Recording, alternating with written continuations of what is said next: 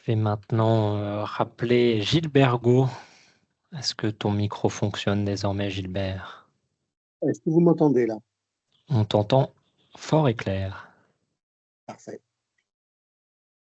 Donc, je précise juste que je ne suis pas enseignant à l'école vétérinaire de Lyon, s'il y a des esprits chafouins. Donc, photo suivante.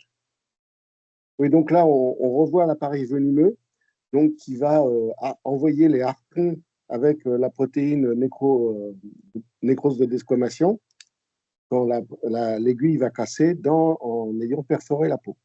Photo suivante. Catherine l'a déjà présenté, c'est pour ça. Voilà, là, je montre une photo en microscopie à balayage. Donc, c'est ce harpon qui se plante dans la peau et avec les micro-mouvements de la peau, va libérer cette protéine nécrosante. Photo suivante. Donc, nous, en matière d'atteinte en santé animale, on a un gros recrutement dans les centres antipoison du côté des chiens et des chats, et en particulier les chiens, mais également par le biais du service des urgences de l'école vétérinaire de Lyon. On a eu également un certain nombre de cas observés dans ce qu'on appelle le SIAMU, le service d'urgence, et on s'aperçoit que les victimes des processions de chenilles, essentiellement du pin, sont surtout les chiens, avec une atteinte prioritairement tégumentaire de la sphère oropharyngée, mais dans une moindre mesure, tout ce qui est une atteinte oculaire, déjà beaucoup plus rare, et respiratoire, encore plus rare. Photo suivante. Donc voilà, sur une étude qui a été faite sur les deux centres antipoisons vétérinaires français, donc Lyon et Nantes, on s'aperçoit on voit que les chiens sont quand même très majoritaires, 717 cas, les chats, 57 cas, 2 lapins, 5 chevaux et des bovins.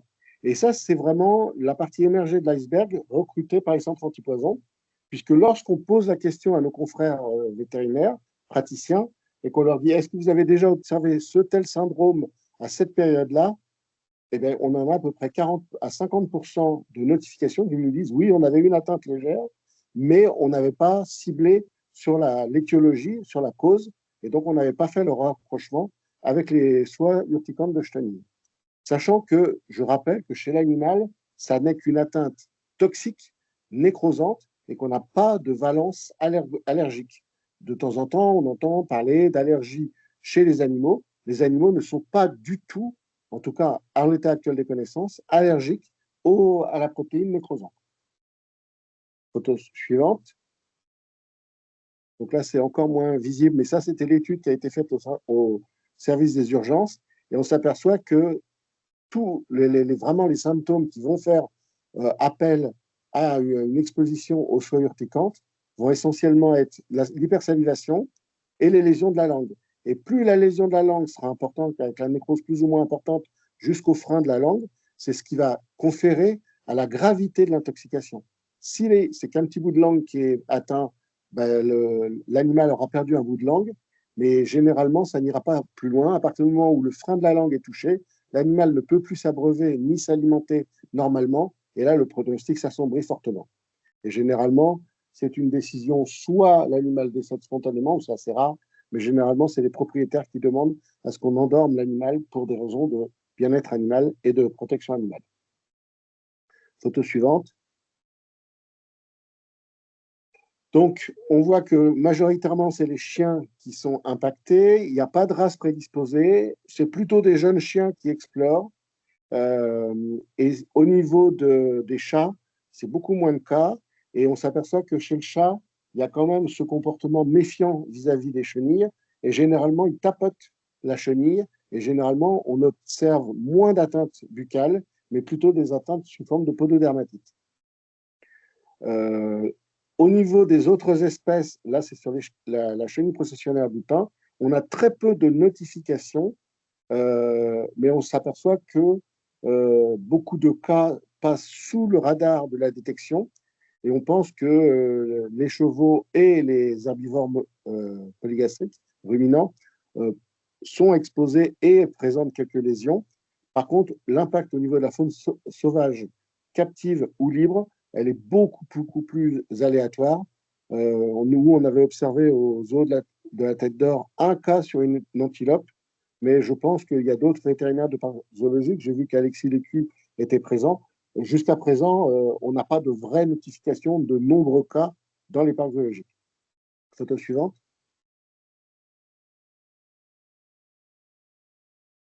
Alors, c'est vraiment, avec le chien, bah tiens, on a l'antilope qui est en photo du bas. Euh, c'est vraiment le contact direct avec les chenilles en procession au sol qui va faire l'augmentation du nombre de cas dans cette espèce. C'est vraiment le chien qui met son nez sur la chenille, qui la mâchonne, et donc plus il est jeune, plus il va la mâchonner.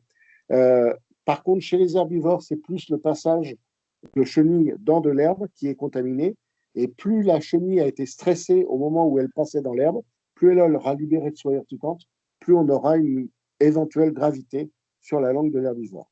Photo suivante. Donc voilà, c'est des ulcérations des babines, c'est des bouts de langue qui disparaissent. Sur le chien d'en bas, bah, la langue était un peu plus atteinte, ça pouvait encore passer. L'atteinte oculaire, elle est objectivable, mais elle est rarement, enfin, nous a été rarement envoyée en photo. Et l'atteinte respiratoire, jusqu'à présent, je crois que nous, on l'a très, très rarement observé. Photo suivante. Voilà. Alors, dès qu'on passe sur la procession du chêne, là, on est vraiment beaucoup plus difficile à établir la corrélation. Et c'est généralement, parfois, l'humain qui révèle le risque, puisqu'en fait, c'est plus l'exposition diluée ou aéroportée de ces soies urticantes qui sont venues se déposer sur la nourriture des animaux. C'est un peu les cas récents qu'on a observés sur des équidés. C'est-à-dire que c'est au moment où tout le monde manipule et le cheval et le foin que les humains se couvrent de boutons, ont des problèmes respiratoires, ont parfois des problèmes oculaires. Et en regardant le cheval, on s'aperçoit que le cheval a également une atteinte, généralement une gingivite, donc une inflammation des gencives au niveau des dents, et parfois des petites lésions au niveau des lèvres. On a un autre cas qui a été déclaré sur un vétérinaire de Nancy qui avait des chats qui grimpaient aux arbres et qui allaient tapoter dans les placards de chenilles processionnaires du chêne et qui, à force, provoquait parfois des atteintes de, du- de de l'espace péribuccal, mais également surtout des pattes. Voilà. Et donc, pour nous, c'est vraiment l'exemple du point de convergence One Health, parce que c'est vraiment l'humain, la santé animale et la santé humaine au point de convergence avec une santé environnementale qui permet de révéler ce risque des processionnaires du chêne. Photo suivante.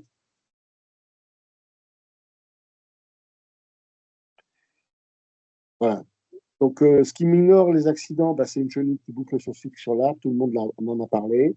C'est la libération des soies dans l'environnement par le foin, le vent. Alors, par contre, il y a une question qui a été posée tout à l'heure par Sandra Sinotellier sur la dispersion. Je n'ai pas entendu la réponse des experts, mais on ne sait pas du tout à quelle distance on peut disperser ces chenilles. Et c'est vrai que les chênes étant généralement les chênes à feuilles caduques, sont des arbres de haute tige, de haute stature. Donc, bah, je dirais que ça fait un cône d'expansion qui peut être plus ou moins lointain et en fonction des vents dominants localement. Le contact direct avec les plaques de chenilles et des chenilles tombées au sol, c'est quand même extrêmement rare. Photo suivante. Voilà, chez le cheval, ça c'est un cheval d'Alsace qui avait été atteint par le fourrage. Et donc, ça a fait surtout une gingivite. Et puis, on a eu un petit érythème cutané, parce que le cheval, c'est la seule espèce comme l'homme qui transpire. Donc, résultat, qui peut exprimer parfois des réactions cutanées à des administrations de soins urticants. Photo suivante.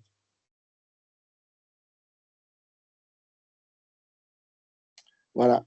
Et donc, bah, voilà les impacts sur l'humain et puis les limites des traitements, les luttes biologiques et les moyens de maîtrise du risque. Je vous remercie de votre attention.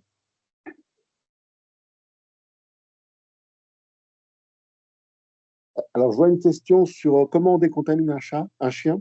On décontamine le chien en le rinçant, mais sans le noyer, de préférence, parce que ça, c'est beaucoup plus dramatique. Et il faut le rincer dans le sens délicats pour enlever et éliminer toutes les soies urticanes qui n'ont pas été cassées, qui n'ont pas pu libérer leurs protéines nécrosantes histamino-libératrices. Pas histamino, nécrosantes.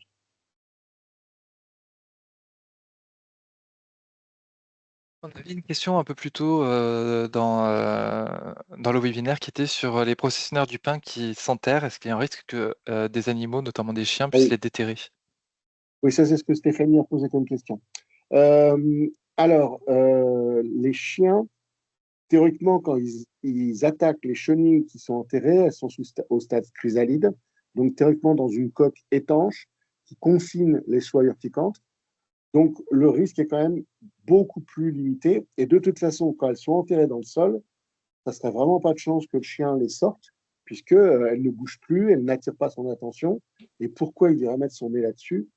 Mais pour l'instant, en tout cas, le risque paraît un tout petit peu plus limité. On n'a pas de cas, à mon avis, décrit avec des cocons, des chenilles au stade chrysalide. Voilà.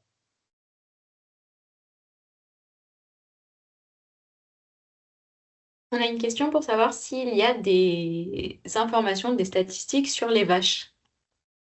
Alors, on a posé la question à nos spécialistes de la SNGTV, donc groupement technique vétérinaire qui s'occupe plutôt des espèces de production errantes et ruminants.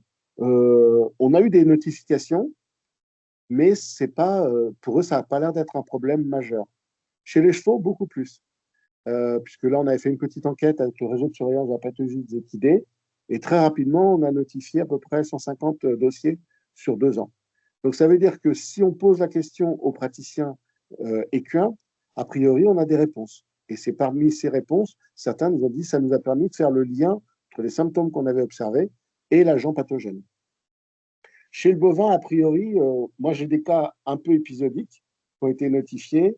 On a cette antilope dans un parc zoologique, on a 2-3 moutons, on a quelques vaches, mais ça n'a pas l'air d'être... Il faut savoir quand même que les herbivores ruminants, leur langue, elle est quand même très kératinisée, puisqu'ils mangent quand même des aliments végétaux, irritants, contenant des substances caustiques, et donc à force, entre guillemets, ça tanne leur langue. C'est pas du tout, la langue est beaucoup moins réceptive que la langue d'un carnivore ou que la langue d'un humain. Nous, on n'est pas encore des herbivores stricts. On a une question sur quel traitement faut-il privilégier à l'admission des chiens et des chats pour des signes aigus et modérés à sévères? Attendez, c'est quoi la question? En admission, j'imagine, en urgence vétérinaire, pour les chiens et chats, quel traitement privilégier? S'ils ils présentent des signes aigus ou sévères de contact avec les chenilles. C'est la décision du vétérinaire qui examine l'animal, qui va prendre la meilleure solution. C'est-à-dire qu'il n'y a pas de solution miracle. Il faut décontaminer le plus précocement par rapport à l'exposition aux soies urticantes. Et quand les symptômes sont mis en œuvre, de toute façon, on ne peut pas freiner la nécrose. Donc, résultat, on va observer, on va atténuer éventuellement, mais il n'y a pas grand-chose à faire, si ce n'est du soin supportif care, du soin de soutien et du symptomatique. Il n'y a pas de bonne solution. C'est vraiment selon la gravité de l'atteinte et les territoires qui auront été atteints que la gravité et l'incidence plus ou moins défavorable sera établie, mais c'est généralement dans les 48 heures, on sait si l'animal va résister ou pas.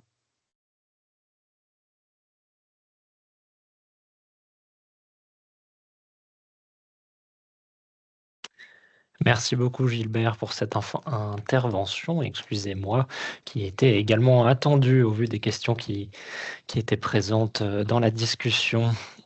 Je vais désormais conclure ce webinaire. Tout d'abord, je voudrais bien entendu remercier tous les intervenants qui ont participé à ce webinaire. On a pu avoir des interventions de très grande qualité sur la biologie et la reconnaissance de l'espèce qui constitue un premier pas pour diminuer les nuisances inhérentes aux chenilles processionnaires, des interventions sur la santé humaine et la santé animale, qui nous ont permis d'apprécier l'impact de ces chenilles sur la population et les animaux domestiques et la faune sauvage également.